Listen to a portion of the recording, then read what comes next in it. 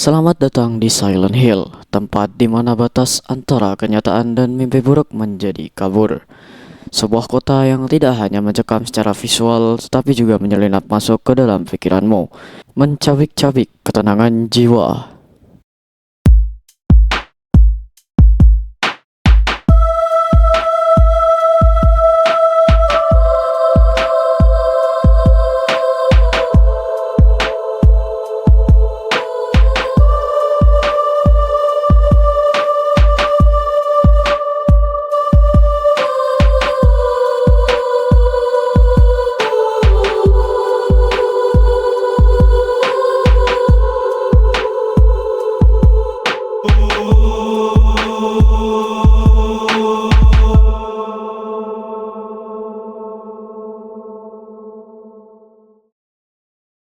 Dalam dunia game horor, Silent Hill adalah mahakarya yang telah meninggalkan jejak tak terhapuskan.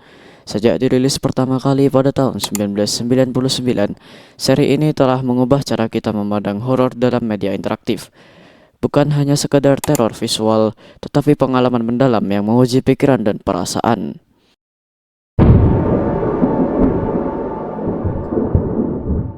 Apa yang membuat Silent Hill begitu menakutkan?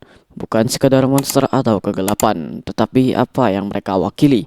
Dalam permainan ini, simbolisme adalah bahasa utama yang berbicara kepada ketakutan terdalam kita. Ambil contoh Pyramid Head, salah satu ikon horor terkuat dalam sejarah gaming. Ia bukan sekadar sosok menyeramkan, tetapi manifestasi dari rasa bersalah dan penyesalan sang protagonis. Monster lain dalam permainan ini seringkali mencerminkan trauma atau rasa takut karakter utama, menjadikannya lebih dari sekedar ancaman fisik. Tema utama seperti rasa bersalah, kehilangan, dan siksaan psikologis menyatu dalam narasi permainan. Karakter yang kita kendalikan bukanlah pahlawan tanpa celah, tetapi individu yang menghadapi bayangan masa lalu mereka sendiri. Ini yang membuat Silent Hill terasa sangat dekat dan menghantui. Narasi yang dalam dan pengembangan karakter yang realistis menciptakan ikatan emosional dengan pemain. Kita tidak hanya takut pada apa yang ada di sekitar kita, tetapi juga pada apa yang ada dalam diri kita sendiri.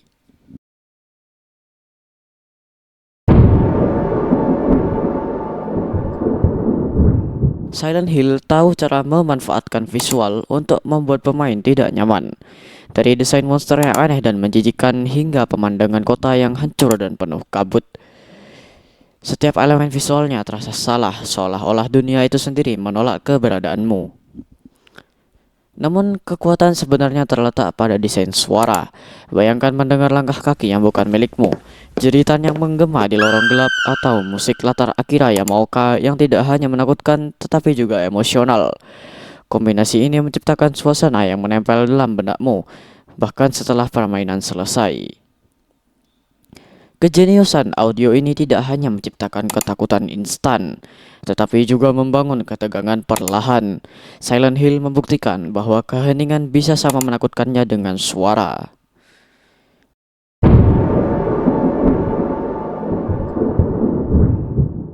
Silent Hill bukan hanya sebuah permainan, ia adalah tonggak budaya.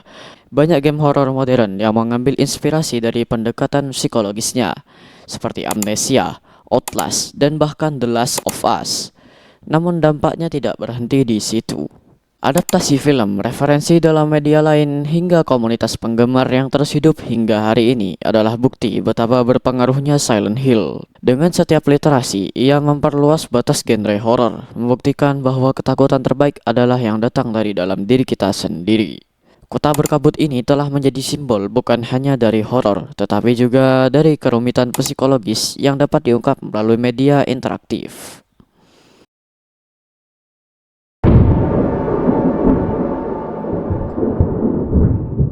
Silent Hill adalah bukti bahwa horor bukan hanya tentang apa yang kita lihat, tetapi apa yang kita rasakan.